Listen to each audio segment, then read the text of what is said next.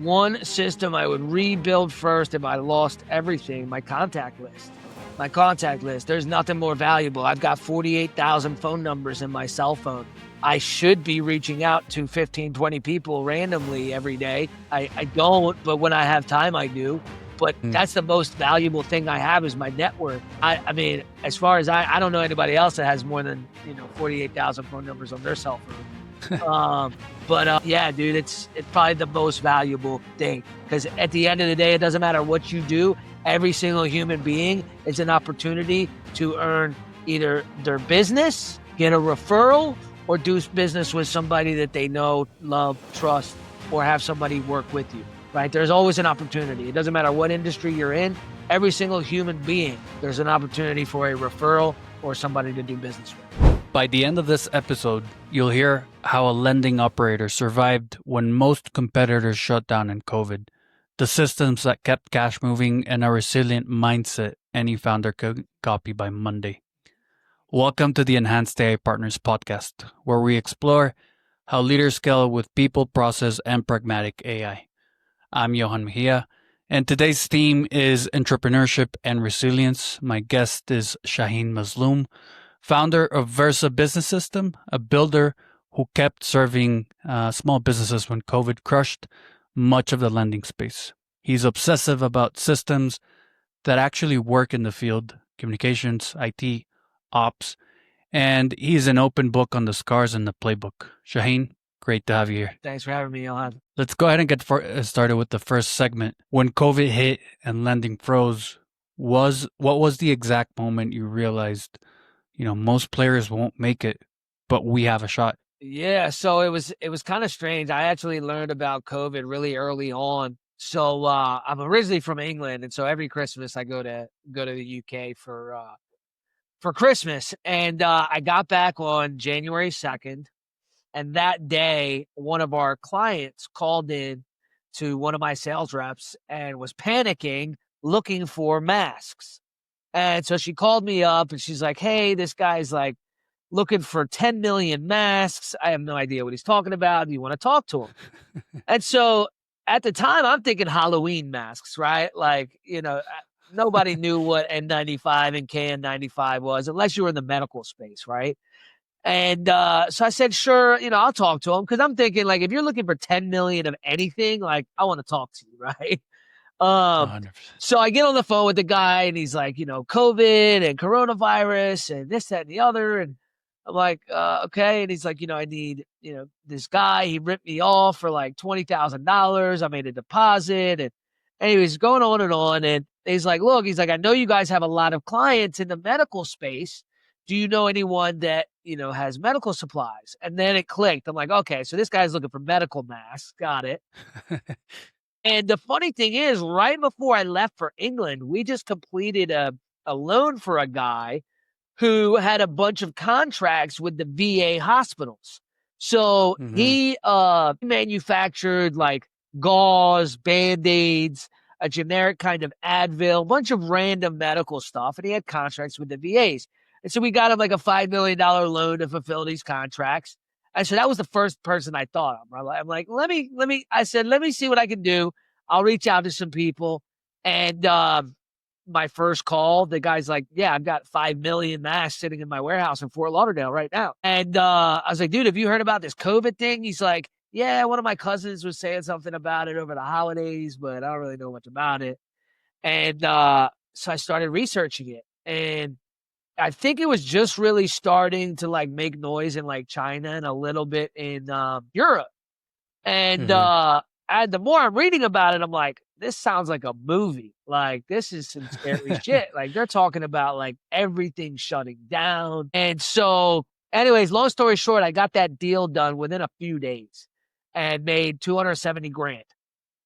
It was the easiest $270,000 I've ever made in my life. And I knew we had an opportunity there. I'm like, look, if what happens with COVID, what they say is going to happen, happens, like, I got to have a backup source of revenue. Because if businesses close down, no businesses are going to fund. And at the time, all we were doing was business funding, right? We weren't doing all the other things that we're doing now. And so that was our only source of income.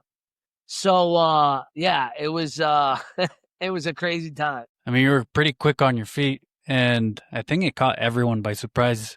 Because I even remember, like you were mentioning, hearing about it in Jan, even early February, and all I could think was, like those sound like crazy conspiracy theories. Yeah. There's no way everything's gonna shut down, and then it did. Yeah, it did. I've always been told, focus on the worst case scenario. And what Hmm. really freaked me out is at the time I had just been in business a little over 3 years. So I started in 2017 or no, it must have been less than that. So about 2 years. So a little over 2 years. Because Hmm. I started in 2017. I'm like, I have busted my ass to build this company. Like, you know how it is. The first 2 years in business are the toughest. And I'm like, I'm not letting anything ruin this. I'm not starting from scratch. I'm not losing everything I built and worked hard for. Like, I finally had the house I'd always wanted, and the condo at the beach, and the car, and everything I'd ever wanted. And I'm like, I am not about to lose all this now because of COVID. And so that was really the focus. I'm just like, you know what? Like, I got to keep my guys employed, and I got to not lose what I've, busted my ass building the last 2 years. And tell us, what did you cut? What did you protect? And what did you double down on during those first months Yeah. of the So, shutdown? I immediately, um, tried to think of the one person that I trusted the most that had some sales background and management background. Cause I'm like, look, if I'm going to do this right, I've got to learn everything I need to learn about import, export. I knew nothing about any of this stuff. I knew nothing about medical supplies. I knew nothing about import, export, or international shipping or tariffs or none of it. Hmm. Like I didn't even know anything about like manufacturing, and I didn't know nothing. So I had to learn everything from scratch. So I'm like, I'm going to have to hire someone that can manage my sales team because nothing's shut down right now, right? We're talking early, mid January, right? So nothing's shut down. Nothing bad has happened yet. But I'm like, just in case I've got an opportunity here regardless. People in other parts of the world need these supplies. I can get them. Like, I should take advantage of this, right? So I hired a friend of mine to run the sales team, trained him up over maybe 3, 4 days. And I had a sales rep that had been with me for a couple of years at this point. So she knew a lot. So she kind of helped him, ease into managing the team while I learned everything I could about medical supplies and import, export, and shipping and all this stuff, right? So it got to a point where I'd kind of learned everything. Now I needed to figure out more suppliers because my one guy in Florida, I'd sold everything he had. Like he couldn't even get any more supplies, right? So I'm like, okay, Hmm. well now I'm out of supplies. I gotta find some suppliers, right? And so I started reaching out to people on WhatsApp in different parts of the world that I had in my network, and trying to figure out where I'm going to get supplies from. And it turned into be a big pain, like a lot of dead ends, a lot of BS. And so, you know what? I got to find some legit overseas suppliers. Like there's suppliers in Taiwan and China and Japan all over, right? And so now it got to a point where I had so many sales that I could fill. I had a ton of orders that I could fill for big time buyers, hospitals, Hmm. government, state, city, countries, you name it. I had some big, big clients that I could get supplies for, but I just didn't have the supplies. So as long as I found them, there was millions to be made. So I started sleeping every other night. The reason why is the suppliers, over in Asia at noon here, it's midnight there, right? So at midnight here, it's noon there. So I started sleeping every other day, working with the suppliers in the middle of the night and working with the buyers during the day. And so it was crazy. It was really crazy, but we were getting deals done. We were matching suppliers with buyers. Every now and then we'd get some brokers on the ground here in the States that had supplies. They just got them over, and boom, we'd set them up with a buyer.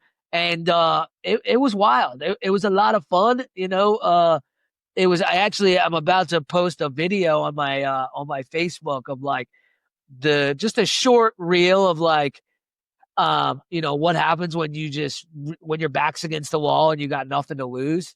And I even show some of the screenshots of like the deposits, like 200K here, 500K there, 400K here, like just nonstop.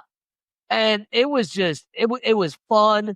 It was something completely new, and man, I learned so much, not just about myself, but about business in general, about Mm-hmm. doing business internationally. I really expanded my network big time. But I learned that when my back's up against the wall, like I could make shit happen. You know, and that was kind of one of the biggest things for me is like my confidence in myself having done that in something that I knew absolutely nothing about. I knew that no matter what comes my way, I'll be all right. I'll be able to adapt and overcome whatever, is coming next. And I think it ties back to that word in the theme, resilience. Yeah. Because being an entrepreneur is not only having the guts to, starting something, but without resilience, there's nowhere, you won't get nowhere. Yeah. And Resilience you can also take you mentioned further than motivation can. Right. Motivation can only take you so far. Resilience is what's going to take you all the way. exactly 100%. And you also mentioned, I think, one thing that's very valuable and insightful is you didn't know much about selling in the medical space, but you knew a guy that was better in that space and you hired him and you asked for help, which I think is sometimes hard as a founder Yeah. to acknowledge that I don't know 100%. everything. Yeah, I didn't know any, well, it's weird. So I didn't end up hiring anyone in the medical supply space. I hired someone that I trusted that knew nothing about funding to take over the funding company. And Hmm. I went out and learned. And in hindsight, it probably would have been smarter to hire someone in the medical supply space. But I honestly, at that time, I think most of those people were doing their own thing. Right? They're like, Hmm. if they've got the knowledge and the know how, it would be stupid for them to not be doing their own thing during COVID. But um, yeah, I knew I had to have somebody run. I couldn't do both. There was no way I would have, it was hard enough sleeping every other day, focusing on the medical supplies. But yeah, I think knowledge is key with anything. And I think a lot of times entrepreneurs get wrapped up in their ego of thinking they know it all. And that's one thing that I'm not afraid to say is like, I don't know everything, right? I try to learn something new every day. And I don't think I really started focusing on that until COVID, until that all Hmm. transpired. I wasn't really focused on learning new things all the time. In sales, I was like, I'm always looking for new ways to get better at selling. But in business as a whole, I wasn't really focused on learning new ways to market and new ways to, for operations and technology and things like that. But since COVID, when I had to learn everything there was about an industry, I've really focused on trying to learn something new every day.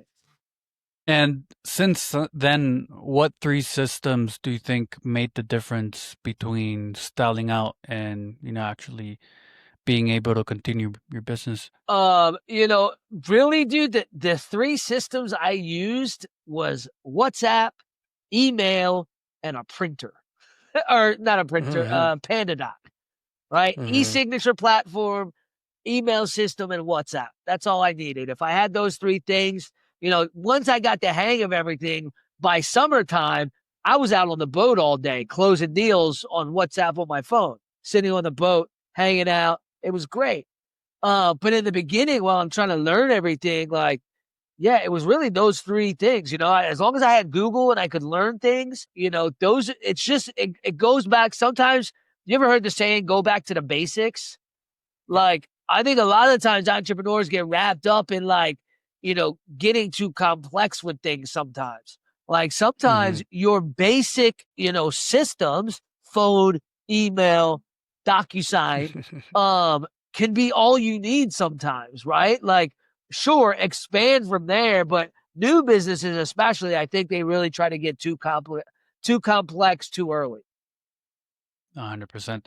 And how do you measure if a system is working or not? what weekly or daily metric do you use that will tell you, maybe I should stop doing this, or maybe I should invest more in this? Yeah, I mean, dude, it's really about, ROI, right? Is if it's giving me more time back or more money, Mm-hmm. it's working. If it's not doing either of those things, then I don't I don't need it, right? I've tried out, plenty of different solutions that haven't made sense, and some that have saved me 3 hours a day.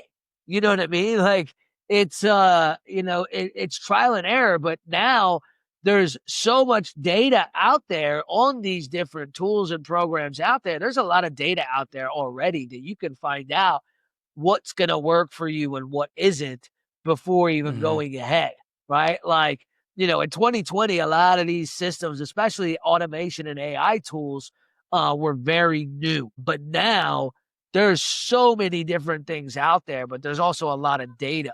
So you can see the KPIs and the results that people have gotten and the reviews and the testimonials and things like that. But, at the end of the day, I think it's just not getting too complex too quick, and Yeah, of really course. focusing on one thing at a time.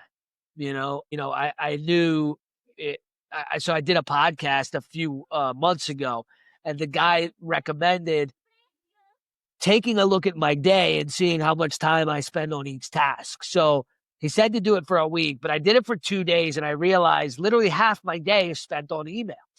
I'm spending half Mm-hmm. of my day either looking, writing, or something to do with email. And so I asked ChatGPT, "Hey, what are some AI tools that I can use to limit the amount of time that I need to spend on my email?" And it recommended a few, and I checked them out, and I ended up using this one called Fixer, and it literally bought me 3 hours a day back into my life. Now I only need to see the emails that need a response. If it doesn't need a Mm-hmm. response, I don't even see the email, right? If it does need a response, it goes through my 90,000 emails and writes up a response based on what I would normally respond to that email. And so I just Mm-hmm. look at it. Oh, yeah, that sounds good. Send. Boom, done. On to the next. And it's things like that, just tackling one problem at a time, right? Figure out all the different things that take up the most of your time, and then figure out a way to automate each thing. Automate one, then go to the next step. Automate that, then the next step. Now you can start focusing that time on other things that are going to help you grow your business, increase revenue, expand, right? Rather than just getting through the day to day, which I think most business owners end up having as a job. They're so busy on the day to day, they have a job, they're working in their business and not on it. Percent. And I think that's gold right there. You mentioned a couple very important points into how someone can take a little bit of that time into, like you mentioned, emails back by just looking at their calendar and trying to figure out. And that's, I think, a very simple step one for founders out there trying to reclaim 1 hour per week at least. Yeah, Just look at your schedule, figure out what could be improved, like you mentioned. And if you don't want to work with anyone, you could chat GPT in the free version even, and exactly. find a solution that will work for you. Exactly. 100%. Now, what was the lowest moment and what specific habit or rule pulled you through? And I know COVID was one, but was there any other moment? Honestly, COVID ended up not being a low moment for me at all. It ended up being all high. Yeah, I mean, it was tough, don't get me wrong, and it was kind of scary at Mm-hmm. times, like, but yeah, it really was. I mean, I was having the best time of my life, making more money than I've ever made, growing my company, living it up. I ended up meeting my now wife during that time. Like, everything was great. Like it was awesome. Mm-hmm. The hard part came after, right? So when things started to slow down with the medical supplies, that industry got so oversaturated with BS Yeah. and scammers, and it was a headache. Knowing when to stop and say, all right, I'm out. I should have done it 6 months before I did. I wasted a lot of time on pipe dream deals because I'd done these types of deals so many times in the Mm-hmm. early stages of COVID. I was chasing those same deals rather than realizing that it's not the same world. The world isn't the same as it was in February right now 100%. in September or October, right? The world is completely different. The market is oversaturated, thousands of people dying every day. There's way more manufacturers of all these things, right? The prices have dropped out. My lowest moment would be when I decided I wanted to make more than just brokering the medical supplies, and I bought $1 million worth of nitrile gloves. Mm-hmm. Well, they got stuck on a ship that broke down. And God then damn. the next ship that they transferred onto got held in customs in uh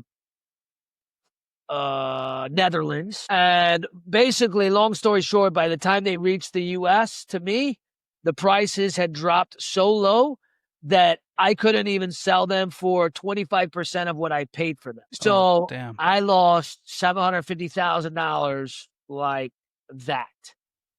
Um, and it wasn't the first time I lost. So, it was tough. It was definitely tough. But again, if I hadn't had such big wins in the early part, like I would have never even had the opportunities to make those kind of decisions 100%. and to have those types of losses. So, Mm-hmm. definitely learned some important lessons of, when things are going good, don't don't get too greedy, right? Like don't get too greedy and just keep it going, right? If it's working good, it's not stressing you out, you have no risk and you have all the reward, just stick with that, right? Like sure, there's always ways you can make more money in everything, right? There's always ways Mm-hmm. to make more money, but it doesn't mean that you should, right? 100%. A lot of the times it's not always worth the risk just because there's going to be a bigger reward. I really had no risk when I was brokering, no risk at all. Mm-hmm. And what would you say was one specific habit or rule that pulled you through this time? Really, that just never given up. That's always been my biggest strength in everything. I mean, since I Mm-hmm. was a child. I never give up on anything. Like you can't lose unless you quit. Period.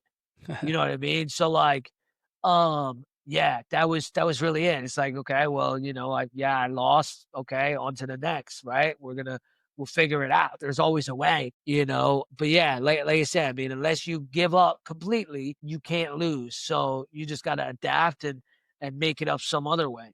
And I did. I've always, ups and downs. It's the way entrepreneurship is, right? It's always going to be ups and downs, right? No matter how big an entrepreneur gets, right? Even if you make it to, 100 billion, you may get down to 1 billion one day, and that's going to feel just as bad as going down to your last $1,000, right? It's going to Mm-hmm. feel the same comparatively, right? So, that's the main thing. You just got to have that resilience to never give up and to keep going and adapting and making stuff happen no matter what, because it's not over until you decide to give up. You say. And if you had to tattoo one operating principle on a founder's wrist, what would it be?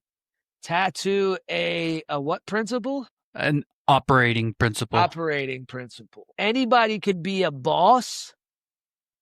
It takes a great man to be a leader, right? Anybody can be a boss. Anybody can tell people what to do, right? I think, one of the biggest mistakes I see in businesses in general is there's so many bosses and there's no real Mm-hmm. leaders, right? You Mm-hmm. got to lead with your team. You got to be in the trenches with your team. If the person calling the shots and making the decisions isn't willing to jump in and do everything that everybody on that in that company does. I don't care if it's cleaning the bathrooms or sweeping the floors or getting on the phone with the customers or whatever. That's what a leader does, right? A boss sits in the office and barks order, right? A leader shows by example and trains with the team and fights with the team and grows with the team. That's one of my favorite quotes right there. And there's a very big difference, like you mentioned, on who's a boss and who's a leader. Yeah. And one of the things that you mentioned was leading by example, which I think the most one of the most important things you could do as a leader and a boss. And now let's turn those lessons into a mini playbook. So let's say for a small shop trying to think like an enterprise, what's your 90-day resilience plan in 5 bullets? For a small shop, Yeah, I mean, really, trying to grow and think like an enterprise. yeah, I mean, really, it's you can only handle what you can handle, right? Like, if you're a small shop, let's just say a retail space, right? Mm-hmm. The most important thing is information and data, right? What products do you have that aren't selling? Number one, right? What products do you have that are selling, right?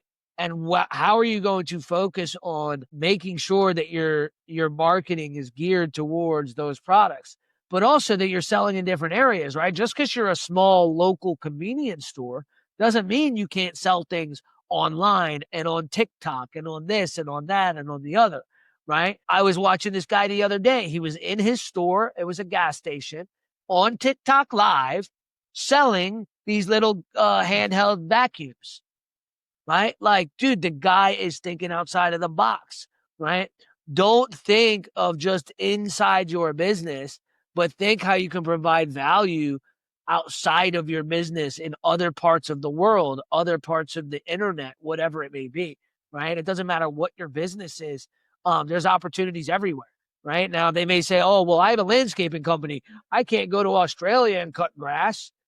No, but you can teach people how to grow a landscaping company in Australia the same way you do in Mm-hmm. America, right? Like there's ways to still make revenue and provide value within your industry in other parts of the world and other parts of the country. And I think a lot of times businesses get stuck into thinking inside of their business and their niche and their product, and they don't realize that there's a huge world and market out there. There's so many other things that you can do at the same time to market to either those same people or to more people to, expand your market base or your customer base. And now with social media, like you mentioned, that we can see for a landscaping business, for example, I'm sure you can find an Instagram page that has 1 million followers that's a landscaping company, and they're offering classes on how to build your business or grow a landscaping business, whatever. Thinking outside the box and looking for examples, real examples, because I'm sure you can find them either on Instagram, Facebook, YouTube, you name it. 100%. 100%. If you And can't find them, guess who can? ChatGPT and Google. It's that simple. Like nowadays, there's just 100%. no excuse for not being able to find something. It's there. Or start something. It's there. And in your opinion, where do founders waste energy the most? And Ego. ego. Ego. And how They would you waste so much refocus that? energy on their ego, thinking that they know everything and that their way is the best way, the only way, not open to different ideas and different things. There's so much energy wasted on ego and pride, and there's so many opportunities lost because of it, right? And I see it all the time, even when I'm just out and about going to different restaurants and the mall or the theater or whatever, and you just see people's ego get in their way constantly. And what would you say is one good way to refocus that or change that in a founder's mind?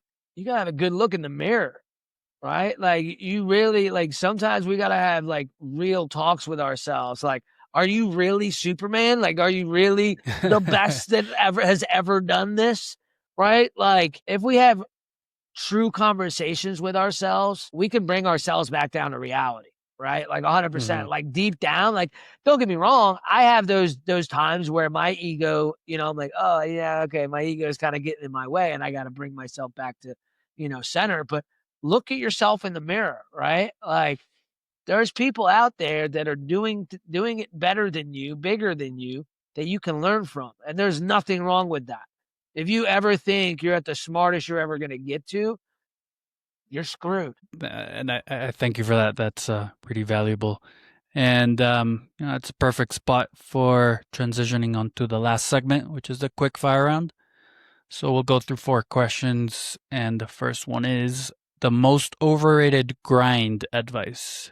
The most overrated grind advice? Motivation. I mean, I think motivation is the most overrated thing. Motivation is great, right? Watching a motivational video or listen to some music that motivates you, but motivation's half the battle. You got to have discipline and resilience, right? I'm motivated every morning, but sometimes I don't have the discipline to get on the bike and to walk around the neighborhood and to lift the weights, right? I'm motivated to do it. Like I know I should be. I know I want to be, but sometimes I just don't have the discipline to do it, right? Forget about motivation. Stop going to all those motivational seminars that are like, they're going to motivate you to the moon. Like, stop it.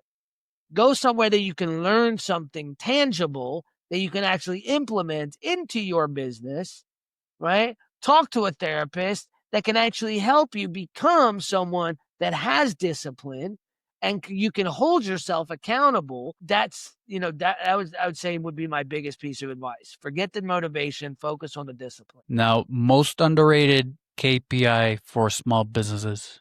Underrated, I would say length of employment, right? One way or the other, right? So you got to keep an eye out. Are you keeping people way too long or are you not keeping people long enough?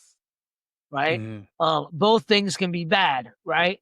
You have certain KPIs that you expect your employees to meet, right? How long after they stop meeting them are you keeping them around for, right? I think that's a super important KPI, something that I started really focusing on this year because I was very bad about keeping people around for, a long period of time, right? Giving them the benefit of the doubt. Oh, well, they did it before. They're just in a rut, right? We use that excuse all the time for ourselves and for other people. But I would say, yeah, that's probably the most underrated KPI is, the length of employment. And then one system you'd rebuild first if you lost everything tomorrow. One system I would rebuild first if I lost everything, my contact list. My contact list. There's nothing more valuable. I've got 48,000 phone numbers in my cell phone. I should be reaching out to 15, 20 people randomly every day. I don't, but when I have time, I do. But that's the most valuable thing I have is my network. I mean, as far as I don't know anybody else that has more than, 48,000 phone numbers on their cell phone. Yeah, dude, it's probably the most valuable thing. Because at the end of the day, it doesn't matter what you do. Every single human being is an opportunity to earn either their business, get a referral, or do business with somebody that they know, love, trust, or have somebody work with you, right? There's always an opportunity. It doesn't matter what industry you're in. Every single human being, there's an opportunity for a referral or somebody to do business with. Beautiful. Now, last question, one book, and then let's do one book and one podcast you would gift to new entrepreneurs or founders. People Follow You by Jeb Blount. So People Follow You, it's similar to it's kind of a mixture between Good to Great and that Dale Carnegie book. People, I don't know. But anyways, Jeb Blount, People Follow You. It's a leadership book, but it's also just about how to be someone that is a role model, a true leader, someone who leads by example, how to get people to trust you, to follow you, to love you, to ride or die for you, right? No matter how, if the company's going bad, they stick with you because they love you. They believe in you. They know you're going to pull them out, right? There's nothing more valuable than that. Because guess what? Companies are going to go through roller coasters, right? It's going to happen. The economy is going to go through roller coasters. But if you got a ride or die team, you're going to be fine, right? People follow you. It's the most valuable thing. You got to be able to attract great talent and keep great talent. Those are the two most important things in business. Oh, thank you. And then we're done with the quick fire round. I've added that book to my list. Podcast. Podcast. Podcast. The Versa Business Tips podcast. And it's not just because I'm the host, but the guests, like I have learned more doing this podcast than anything else I've ever done. I've spent hundreds of thousands of dollars on going to seminars and masterminds and going to Grant Cardone's office and doing things with him and marketing workshops and sales workshops and trainings and books. I've learned more doing my podcast from the guests that I've had on there. It is, I mean, I'd say it's probably $1 million education. Every single episode has some sort of a free tool. So whether it be a tool to expand your business or a free consultation or something that you can use to enhance your marketing or what have you, it has some sort of free tool. Beyond that, it's just a lot of very valuable information about AI, about marketing, about sales, about expanding a business, leadership, hiring, training. I mean, you name it. It's got billionaires on there all the way to your super successful startups that, have only been rocking for 6 months, but are crushing. We've had some guys on there that have had 9, 10, 11-figure exits, right? Oh, wow. It's an amazing, really, it's an amazing business education. So highly recommend it. Yes, I am the host, but I've learned so much from it myself, so that's why I say that one. And I got to share that feeling with what I've been doing so far with the podcast. Having people on from different backgrounds, experiences, whatnot, have taught me a lot about me personally, Yeah, but also about how they've managed business like yourself in hard times, tips for founders, etc. So I think, yeah, the podcast has been a great way to meet people, one, absolutely. and, to learn more about how they got there. And, so I share that with you. For sure, man. And where should listeners go first? Your site, LinkedIn, and I know podcast is one of Yeah, them, but so yeah, I mean, versabusinesssystems.com has most of our stuff. If they're interested in funding, go.versabusinesssystems.com. Our YouTube channel is Versa Business Tips, which is where we've got a lot more than just the podcast on there. But if they Google my name, Shaheen Mazloom or Versa Business Systems, all of the good stuff will pop up from articles, websites, social media, all that good stuff. so we'll tie in your podcast and your website on the show Perfect. links Thank you. so that everyone can find you. And during today's podcast, we saw resilience in the wild. Cut fast, protect cash, build simple systems, automate the boring, and keep the hard stuff human. Yeah, Shaheen's story shows how disciplined ops beats chaos, even in a black swan market. definitely. So, Shaheen, we thank you a lot for hopping on. Like I mentioned, we'll link Versa Business Systems website, your LinkedIn, and the YouTube below. And if this helped, subscribe, drop a quick review, and share it with a founder who's grinding through a tough quarter. Thanks for coming on. I'm Yohan Mejia. This is the Enhanced AI Partners podcast, and see you next time. Thank you, Johan.